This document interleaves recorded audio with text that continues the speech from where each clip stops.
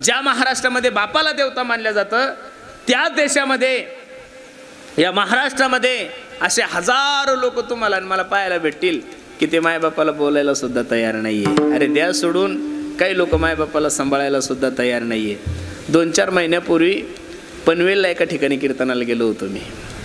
एका श्रीमंत माणसाच्या घरी चहा घ्यायला गेलो. तो साधा श्रीमंत नव्हता महाराज. पनवेलच्या एअरपोर्ट जवळ त्याची 700 एकर जमीन होती. किती? 700 एकर जमीन. आणि तिथला 1 गुंठा 25 लाख रुपयाचा आहे. किती? 1 गुंठा 25 लाख. 25-30 कोटी रुपयाचं घर होतं. तर मी घर पाहूनच चाट झालो. चहा वगैरे घेतल्यानंतर तो मनुष्य ढसा रडायला लागला. म्हणलं दादा ओळख नाहीये, पाळख नाहीये, का रडताय? तो म्हणे महाराज त्यानं सांगितलं मी 30-35-40 हजार कोटीचा मालक आहे. म्हणलं चांगली गोष्ट आहे, तुमचं धन तुम्हाला लाभ असो, भाग्यवान आहे, तुमच्या बापानं कमाई करून ठेवली. म्हणे महाराज मला 1 मुलगा आहे. म्हणे काय म्हणला तो? मला 1 मुलगा आहे आणि तो मुलगा अमेरिकेला डॉक्टर आहे. अमेरिकेचे जे 5 टॉप 10 डॉक्टर आहे त्याच्यामध्ये माझा मुलगा 2 नंबरचा आहे. म्हणलं मग आता 1.5 महिन्यापूर्वी त्याची आई मरण पावल्यानंतर आम्ही त्याला फोन केला, ए दाद्या तू प्रायव्हेट फ्लाईट करून महादेशामध्ये ये, तुझ्या आईचा तू एकुलता 1 मुलगा आहे, 2 दिवस आम्ही तिला ठेवण्याची व्यवस्था करतो, फक्त तू अंत्ययात्रेला ये. त्या पोराच्या मुखातून जो शब्द निघाला तो खूप महत्त्वाचा आहे. तो पोरगा आपल्या बापाला सांगू लागला, बाबा माझं खूप बिझी शेड्यूल आहे, माझं येणं होणार नाही, तुम्ही असं करा अंत्ययात्रेच्या वेळेस मला व्हिडिओ कॉल करा. त्या व्हिडिओ कॉलमधून मी माझ्या आईची अंत्ययात्रा पाहतो. इथं बसणाऱ्या सगळ्या बापांना, इथं बसणाऱ्या सर्व मायांना माझी विनंती आहे, लेकरांसाठी एवढा पैसाच नका कमवू की ते तुमच्यापासून दूर जातील महाराज. लेकरांना एवढं शिक्षणच नका देऊ की ते तुम्हाला मायाही म्हणणार नाही आणि बापाही म्हणणार नाही महाराज. पूर्वी लोकांकडे संपत्ती नव्हती, पूर्वी लोक शिकलेले नव्हते, पूर्वी लोकांकडे प्रॉपर्ट्या नव्हत्या. अरे पूर्वी एका कौलारू घरामध्ये 50-50 लोक राहत होते. आज बंगला 10 कोटीचा आहे, 2 जण आहे, विठ्ठल रुक्मिणी, पाणी पाजायला पुंडलिक सुद्धा नाहीये. हे येडं तिच्या तोंडाकडे पाहतं आणि ते हिच्या तोंडाकडे पाहतं, नुसतं काही फायदा नाहीये. पैसा भरपूर आलेला आहे, प्रॉपर्टी भरपूर आहे, सगळ्या गोष्टीनं मनुष्य सदन झालाय. पण 2024 मध्ये विचाराची बैठक जेवढी खालच्या दर्जाला गेली तेवढी 10, 20, 40 वर्षापूर्वी या महाराष्ट्रात नव्हती. म्हणून प्रत्येकच कुटुंबात जर एक गजानन आणि दुसरा राजेंद्र जन्माला आला, लक्ष देऊन ऐका, महाराष्ट्रातल्या प्रत्येकच कुटुंबात जर एक गजानन जन्माला आला आणि दुसरा राजेंद्र जन्माला आला तर मी नारदाच्या गादीवरून सांगतो, महाराष्ट्रातले सर्व वृद्धाश्रम बंद झाल्याशिवाय राहणार नाही महाराज. वा. म्हणून तुमच्या कार्याला माझा सलाम आहे. मेल्यानंतर गुलाबजाम करण्यापेक्षा, मेल्यानंतर जिलेबी करण्यापेक्षा, मेल्यानंतर रडण्यापेक्षा जिवंतपणे मायबापाची एवढी सेवा करून घ्या की बाकी तुम्हाला काही करायची गरज पडली नाही पाहिजे. विठाल विठाल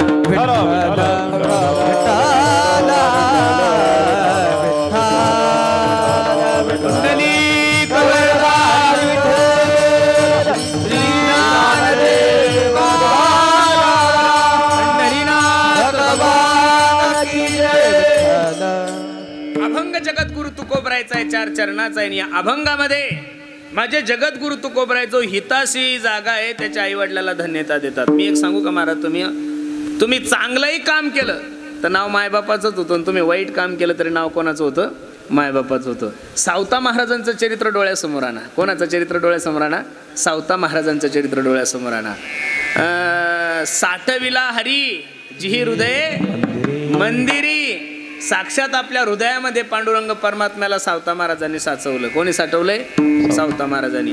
मग आता साक्षात पांडुरंगाला जर हृदयामध्ये साठवलं तर नामदेवरायांनी वर्णन सावता महाराजाचं करायला पाहिजे का त्यांच्या मायबापाचं करायला पाहिजे? तो सावता महाराज. काम केलं कोणी केलंय? सावता महाराजांनी. पण नामदेवराय किती गोड वर्णन करतात पहा. धन्य त्याची माता, धन्य त्याचा पिता, साठविला दाता त्रैलोक्याचा, साठविला दाता त्रैलोक्याचा, साठविला दाता त्रैलोक्याचा. धन्य त्याची माता, धन्य त्याचा पिता, साठविला दाता त्रैलोक्याचा, साठविला दाता त्रैलोक्याचा, साठविला दाता त्रैलोक्याचा. धन्य त्याची माता,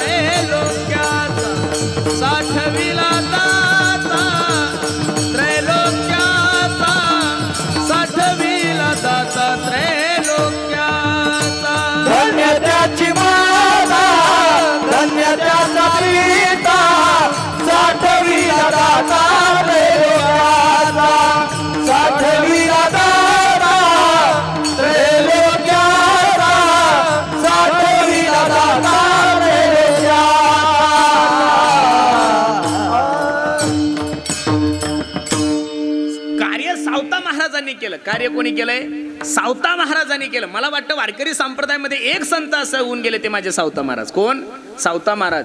सावता महाराज कधीच पंढरपूरला गेले नाही, पण पांडुरंग परमात्मा सावता महाराजाकडे आल्याशिवाय राहिले नाहीये. हा अधिकार ज्या महात्म्याचा होता. कांदा मुळा भाजी अवघी विठाई माझी, लसूण मिरची कोथंबिरी अवघा झाला माझा हरी. कर्तुमा कर्तुम अन्यथा कर्तुम, जगाचा मालक माझा पांडुरंग परमात्मा. त्याला हृदयात साठवलं, आणि हृदयात साठवल्यानंतर नामदेवराय सांगतात, धन्य त्याची माता. तुम्ही चांगलं जरी काम केलं तर नाव आईचंच होतं. कोणाचं होतं? आईचं होतं. आणि तुम्ही वाईट कामही जरी केलं तर नाव कोणाचं होतं? आई बापाचंच होतं. ज्ञानोबरांनी रेड्याच्या मुखातून वेद बोलवलाय. काय बोलवलाय? ज्ञानोबरांनी रेड्याच्या मुखातून वेद बोलवलाय. चांगदेव 65 लिहिली. ज्ञानेश्वरी सारखा एवढा महान ग्रंथ सांगितलाय. मेलेला मनुष्य जिवंत केलाय. पाठीवर मांडे भाजले, निर्जीव भिंत चालवली. आणि ज्ञानोबराय ज्यावेळेस समाधी अवस्थेला बसतात त्यावेळेस पांडुरंग परमात्मा रडत आहेत. त्यावेळेस रुक्मिणी आई साहेब सांगू लागल्या, ओ बाबा, अनेक संत या महाराष्ट्रामध्ये जन्माला आले, अनेक संत निघून गेले, मग ज्ञानोबरायच्या जाण्यानं तुम्हाला एवढं दुःख का होतं? ज्ञानोबराय संत होते, पांडुरंगाचे भक्त होते, यात नवल नाहीये. पांडुरंगाचं आणि ज्ञानोबरायचं नातं सांगत असताना नाथबाबा सांगतात, विठोबाचा प्राण सखा ज्ञानोबा माझा. देव म्हणती रुक्मिणी हा एकची योगी देखील नयनी, ते ज्ञान तेची ज्ञान संजीवनी जाणत त्रैलोक कॅसे. सर्वांना अभंग पाठ आहे. जो करील याची यात्रा तो तारील सकळी गोत्रा सकळे कुळे पवित्रा याची निदर्शनी होती. हे सर्व वर्णन ज्यावेळेस रुक्मिणी आई साहेबांना ऐकलं तर रुक्मिणी आई साहेबाच्या सुद्धा डोळ्याला धारा लागल्या. आणि रुक्मिणी आई साहेब ज्ञानोबरायचं वर्णन नाही करत आहे. रुक्मिणी आई साहेब सांगतात, धन्य धन्य जयाची कुशी ज्ञानदेव जन्मले. म्हणून माझी विनंती गड्यांनो तुम्हाला, तुम्ही चांगलं जरी काम केलं आणि वाईट जरी काम केलं तर नाव कोणाचं होतं? आई बापाचं होतं. तुकोबराय सांगतात, जो आपल्या हिताविषयी जागा आहे त्याच्या आई वडिलाला तुकोबराय धन्यता देतात. हित म्हणजे काय पहिलं माणसाला कळलं पाहिजे. पहिलं हित कशात आहे हे कळलं की मग आपण अभंगात प्रवेश करू. कशात हित आहे? पैसे कमवण्यात हित आहे, नाव कमवण्यात हित आहे, तिकीट मिळवण्यात हित आहे का निवडून येण्यात हित आहे? संसारातल्या जेवढ्या काही गोष्टी आहे याच्यात हितही नाहीये. तुम्ही ज्या गोष्टीला भाग्य समजता ते गोष्टीत भाग्य नाहीये. भाग्यवंत म्हणो जया शरण गेले पंढरी राया. पंढरी राया का पंढरीनाथा? पंढरी राया. भाग्यवंत म्हणो जया शरण गेले पंढरी राया. तुमची आणि माझी भाग्याची लक्षणं कोणती आहे? ह्या अशा वातावरणात एखाद्याला बायको जरी भेटली तरी लोक म्हणतात माझं भाग्य उदयाला आलंय बाबा, एवढ्या दुष्काळात मग लग्न झालं. बरोबर आहे का नाही? आणि महाराज तरी सांगतात, भाग्य तरी नोहे धन पुत्र धारा निकटवास बरा संताबाई. निकटवास बरा संताबाई. भाग्य तरी नोहे धन पुत्र धारा निकटवास बरा संताबाई. निकटवास बरा संताबाई. भाग्य तरी नोहे धन पुत्र धारा. भाग्य तरी नोहे धन पुत्र धारा निकटवास बरा संताबाई. निकटवास बरा संताबाई. भाग्य तरी नोहे धन पुत्र धारा. भाग्य तरी नोहे धन पुत्र धारा. निकटवास बरा संताबाई. भाग्य नाहीये. चांगली बायको भेटणं भाग्य नाहीये, चांगलं पद भेटणं भाग्य नाहीये. संसारातल्या जेवढ्या काही गोष्टी तुमच्या जीवनात प्राप्त झाल्या याला भाग्य म्हणायचं नाहीये. त्या गोष्टी ज्याच्या त्याच्या प्रारब्धानं तुम्हाला भेटणार आहे. अरे ज्याचं बारसं झालं त्याचं तेरसं ठरलेलंच आहे ना. थोडं लेट होईल पण तेरसं ठरलेलं आहे. बरोबर आहे का नाही? प्रत्येकाची तारीख चेंज होईल, प्रत्येकाच्या जाण्याचं कारण वेगळं होईल, पण ज्याचं बारसं ठरलेलं आहे त्याचं तेरसं ठरलेलं आहे. म्हणून संसारातली गोष्ट प्राप्त झाली की तिला भाग्य म्हणायचं नाहीये महाराज. अहो लॉटरी लागली की लोक म्हणतात भाग्य. लेकरू झालं की भाग्य. लेकरं झाल्यावर काय भाग्यवान म्हणायचं? माझी तर सर्वांना विनंती आहे, लेकरं झाल्यानंतर अख्ख्या वाडीला पेढे वाटत बसू नका. लेकरं झाल्यानंतर अख्ख्या ढेकळवाडीला पेढे वाटत बसू नका.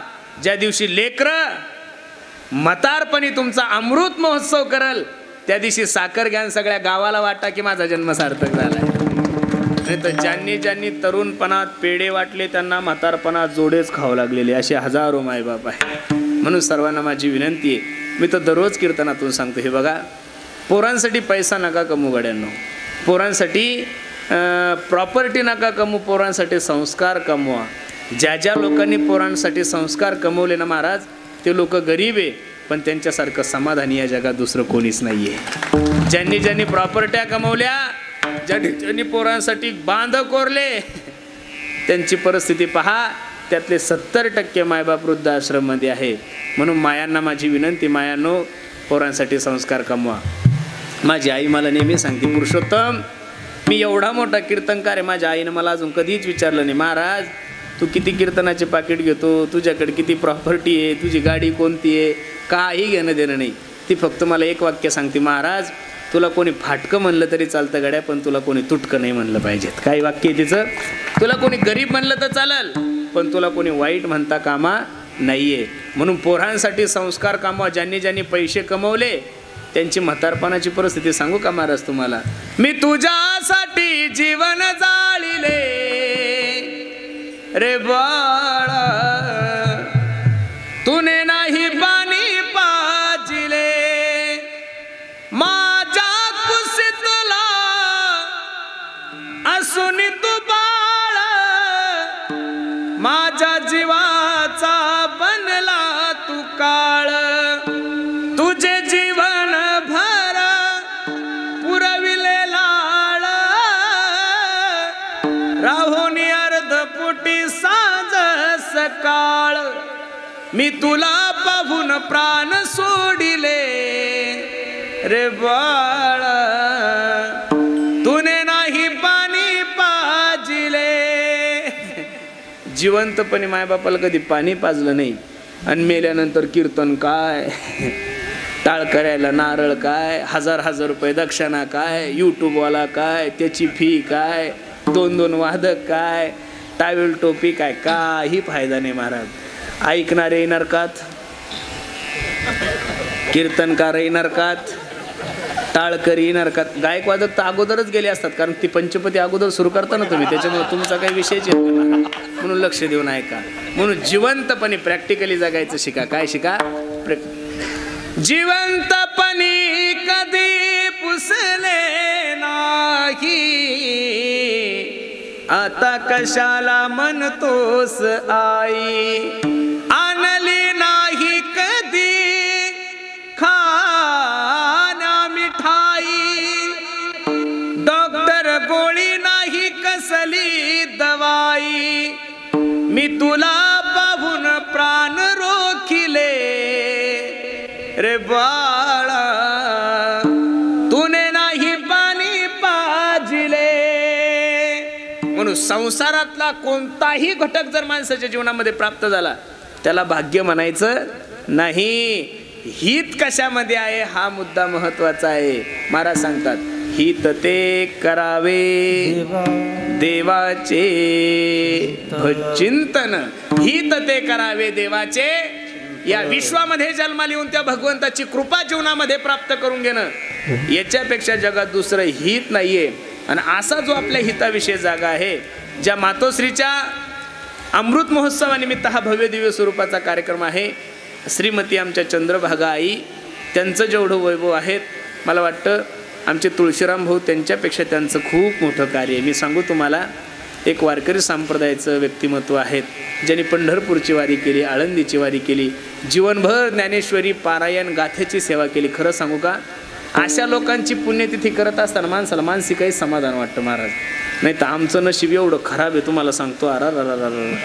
दररोज एका बेवड्याची पुण्यतिथी महाराज, दररोज. ते बिचारं देशी पिऊन मेलेलं असतं आणि कीर्तनकार म्हणतो याजसाठी केला होता अट्टहास, शेवटचा दिवस गोड व्हावा. कीर्तन एकपट बावळट आणि गायक त्याच्यापेक्षा बावळट. गायक म्हणतो शेवट तो भला माझा बहु गोड झाला. महाराज खरं सांगू का, 2 कीर्तनात माणसाला खोटं बोलावं लागतं. 100% कीर्तनकार खोटं बोलतात 2 कीर्तनामध्ये. पहिलं खोटं बोलतो वाढदिवसाच्या कीर्तनाला आणि दुसरं खोटं बोलतो वर्ष श्राद्धाच्या कीर्तनाला. आता या बावळट पुढाऱ्यांचे वाढदिवस करावे लागतात महाराज. अख्खा जिल्हा खायला असतो त्यांनी आणि आम्ही सांगतो साहेबासारखा माणूस नाही. म्हणजे नरकातच जायचे काम आहे नाही, दुसरं काय महाराज.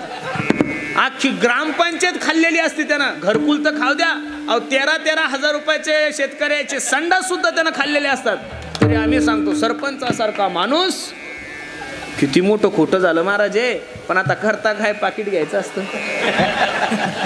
बरोबर आहे का नाही. आणि वर्ष श्राद्धाला तर 101% खोटं बोलावं लागतं. पण आज ज्या मातेचा अमृत महोत्सव आपण साजरा करत आहोत, त्यांचं जीवन सुद्धा आदर्श आहे. त्यांच्या नवऱ्याचं जीवन सुद्धा आदर्श आहे. आणि त्यांच्या दोन्ही मुलांनी तर महाराष्ट्रासाठी आदर्श निर्माण केला. एवढं गोड नियोजन. आणि असे जे मुलं आहे जे आपल्या हिताविषयी जागे आहे, त्यांच्या आई वडिलाला तुकोबा धन्यता देतात. अभंगाचं आपुलिया हिता जो असे जागता, आपुलिया हिता जो असे जागता, आपुलिया हिता जो असे जागता, आपुलिया हिता जो असे जागता, आपुलिया हिता जो असे जागता, आपुलिया हिता जो असे जागता, आपुलिया हिता जो असे जागता, आपुलिया हिता जो असे जागता.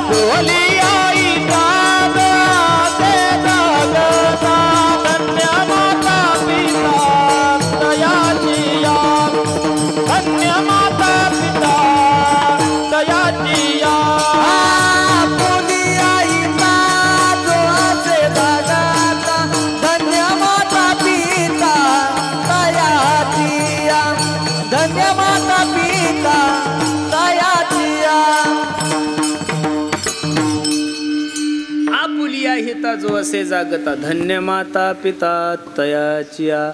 जो आपल्या हिताविषयी जागा आहे त्याच्या आई वडिलाला तुकोबराय धन्यता देतात. तुकोबराय सारखा महात्मा कोणाचंही वर्णन करल अजिबात नाहीये. अरे छत्रपती शिवाजी महाराजासारखा राजा तुकोबरायच्या कीर्तनाला येऊन बसल्यानंतर तुकोबरायच्या मुखातले उद्गारे मुंगे आणि राव आमा सारिखाची भाव. अरे छत्रपती शिवाजी महाराजासारखा राजा ते काही तालुक्यापुरता राजा थोडा होता, काही का जिल्ह्यापुरता का महाराष्ट्राचा? नाही नाही नाही नाही नाही. या जगात माझ्या राजासारखा तेजस्वी राजा परत जन्माला येणार नाही. आणि तो राजा कीर्तनाला येऊन बसल्यानंतर त्यांच्या तोंडावर म्हणा ओ ओ महाराज मुंगी आणि राव आमा सारिखाची. म्हणून तो तुकोबराय सांगतात तीक्ष्ण उत्तरे हाती घेऊनी नाही बीड बहार तुका म्हणे साना थोर. आमचं नशीब तर एवढं खराब आहे, आम्हाला गध्याला बाबूराव म्हणावं लागतं महाराज. आणि कीर्तन करायचंय, लोकांना नाव कमवायचं, त्याच्यामुळे ते करावंच लागतं. पण जगद्गुरु तुकोबरायचे 4092 अभंग आहे. किती आहे सध्याच्या तिथी? 4092 अभंग आहे. ते सगळे अभंग वाचा. एकाही अभंगामध्ये माझ्या जगद्गुरु तुकोबरायने कोणालाही गाढवाला गजानन केलेलं नाहीये. तुकोबरायसारखा स्पष्ट महात्मा, तुकोबरायसारखा स्पष्ट बोलणारा महात्मा या विश्वाच्या पाठीवर परत जन्माला येईल म्हणून सांगता येत नाहीये. मग काय सांगायचं, हित कशामध्ये आहे? हित ध्रुव बाळाचं चरित्र पाहिलं तर आपल्या हितासाठी वयाच्या 5व्या वर्षी घर सोडून जंगलात गेलेले ध्रुव बाळ, त्यांना मार्गदर्शन कोणी केलंय? सुनीती मातेने केलंय. काय केलंय? ए ध्रुवा, काय उत्तानपाद राजाच्या मांडीवर जाऊन बसतोस रे? अशा ठिकाणी जाऊन बैस की तिथून तुला कोणी उठवणार नाही. वयाच्या 5 वर्षाचा असताना भगवंताची कृपा जीवनामध्ये प्राप्त करून घेतली. पण त्याला कारणीभूत सुद्धा कोण ठरली? आपली माता ठरली. म्हणून धन्य माता पिता तयाचिया. म्हणून नेहमी मानवी देहाला जन्माला आलेल्या माणसाने आपल्या हिताविषयी काय राहिलं पाहिजेत? सावध राहिलं पाहिजेत. महाराज सांगतात, सावध सावधान वाचे बोला नारायण. सावधान रहा, सावधान रहा, सावधान रहा आणि सावधान रहा. सावधान जर नाही राहिले तर कधी काळाची झडप येईल आणि कधी तुम्हाला घेऊन जाईल काही सांगता येणार नाहीये. म्हणून प्रत्येक क्षणाला आपल्या हिताचा जो विचार करतोय, क्षणोक्षणा हाची करावा विचार, तरावया पार भव सिंधू सारासार विचार करा उठा उठी, नाम धरा कंठी विठोबाचे. रात्रंदिवस फक्त आणि फक्त त्याला आपल्या हिताचा विचार आहे. कै मी उद्धार पावेन, कै कृपा करील नारायण. ऐसे तुम्ही सांगा संत जन, करा समाधान चित्त माझे. दिन तैसी रजनी झाली ओ माये, दिन तैसी रजनी झाली ओ माये. दिन तैसी रजनी झाली ओ माये, दिन तैसी रजनी झाली ओ माये. अवस्था लावून गेला अजून का नाही, अवस्था लावून गेला अजून का नाही. दिन तैसी रजनी झाली ओ माये, दिन तैसी रजनी झाली ओ माये. अवस्था लावून गेला अजून का नाही, अवस्था लावून गेला अजून का नाही.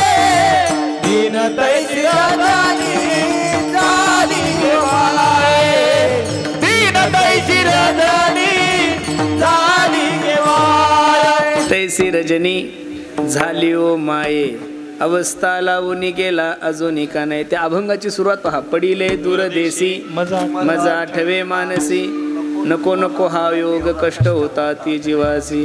बेटी लागे जीवा लागली से आस, पाहे रात्र दिवस वाट तुझी. बेटी लागे जीवा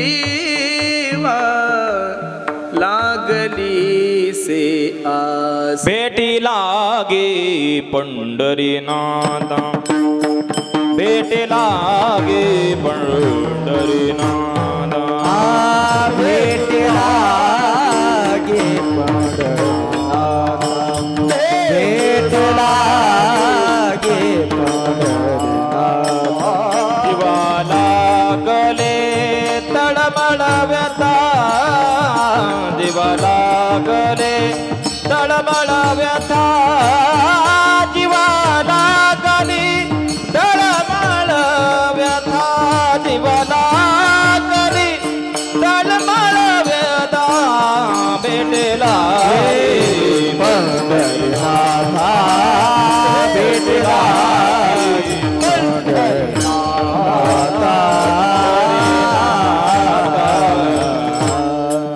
बेटी लागे हरिनाथा जीवा लागली तळमळ व्यथा. रात्रंदिवस आपल्या हिताचा जो विचार करतोय त्याच्या आई वडिलाला तुकोबराय काय देतात? धन्यता देतात. धन्य माता पिता तयाची आपण. कोणाला? कुळी कन्या पुत्र होती जे सात्विक. थोडं थोडं पुढं सरका बरं, पाठीमागच्या लोकांना बसायला जागा नाही. सरका माया हो, थोडं पुढं सरका ना तुम्ही. असं इथं या, सरका सरका, थोडं पुढं सरका आहे. विठ्ठल विठ्ठल विठ्ठल विठ्ठल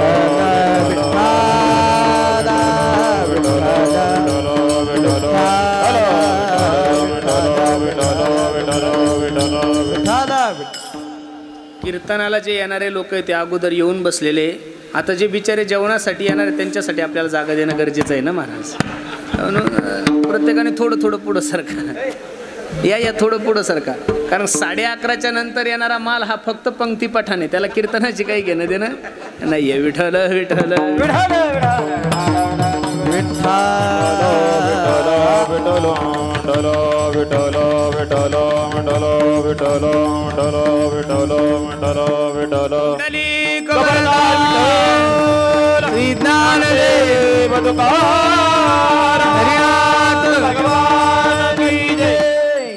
जगद्गुरु तुकोबराय सांगतात कुळी कन्या पुत्र होती जे सात्विक. सात्विक हा शब्द जगद्गुरु तुकोबरायने खूप महत्वाचा आहे. मुलं जन्माला घालू नका याविषयी दुमत नाहीये, घाला ना जन्माला. पण कबीर महाराज सांगतात जननी जने तो भक्त जने या दाता या शूर, नहीं तो जननी बांज भली क्या खावे क्या नूर. आईला जर मुलाला जन्माला घालायचा असेल तर त्या आईने छत्रपती शिवाजी महाराजासारखा राजा जन्माला घालावा. आईला जर मुलगाला जन्माला घालायचा असेल तर छत्रपती संभाजी राजासारखा मुलगा जन्माला घालावा.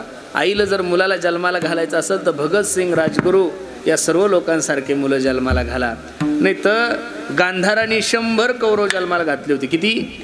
गांधारीने किती जन्माला घातले होते? 100 कौरव. काय फायदा झाला हो महाराज? औषधालाही कोणी उरलं नाही.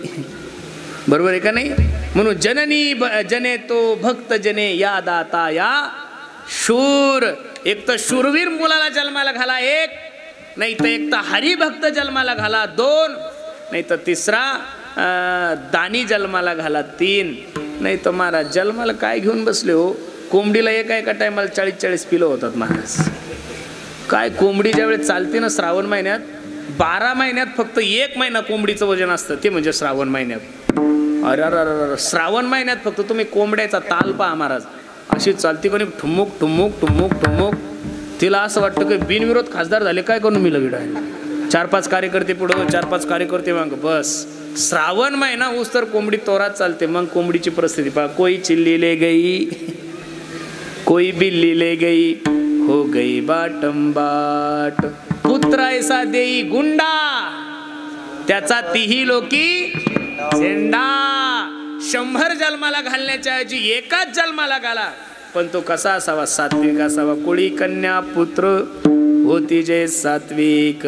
आणि सात्विक माणसाचा हरिक तुम्हाला आणि मला वाटावं यात काय नवले महाराज. छत्रपती शिवाजी महाराज असतील, धर्मवीर संभाजी महाराज असतील, आज ज्यांचा जन्म उत्सव आहे, मला वाटतं महात्मा ज्योतिबा फुले यांचा हरिक तुम्हाला वाटावं मला वाटावं यात काय नवले महाराज. ज्यांनी या देशासाठी काम केलंय, ज्यांनी या समाजासाठी काम केलंय, त्यांचा हेवा तुम्हाला आणि मला वाटावं यात नवल नाहीये. अशा महात्म्यांचा, अशा क्रांतिकारी लोकांचा, अशा देशभक्तांचा हेवा तयाचा हरिक वाटे देवा. मग हे बघा, देवाला हरिक वाटावं एवढं नका चांगलं जगू, पण कुटुंबाला हरिक वाटावं एवढं तर चांगलं जगलंच पाहिजेत महाराज माणसाने. बरोबर आहे का नाही? म्हणून कुळी कन्या पुत्र होती जे सात्विक, तयाचा हरिक वाटे देवा. पण कोणाचा हरिक? कोणाचा हरिक देवाला कसा वाटल? जो देश लुटायला बसला त्याचा हरिक वाटल? कसं वाटल महाराज? जो दारू पिणार आहे त्याचा हरिक वाटल? जो चोऱ्या करणार आहे त्याचा हरिक वाटल? अजिबात नाहीये. तुकोबराय सारखा महात्मा कोणाचंही वर्णन असं खोटं करणार नाही. तुकोबराय सांगतात कुळी कन्या पुत्र होती जे सात्विक, तयाचा हरिक वाटे देवा. हरिक देवाला वाटतो, पण केव्हा? 3ऱ्या चरणाचा पूर्वार्ध तुम्ही ज्यावेळेस त्या हरिकाला जोडसाल त्यावेळेस काय वाटल? देवाला हरिक वाटल. काय महाराज सांगतात पहा. गीता भागवत करीती श्रवण, गीता भागवत करीती श्रवण,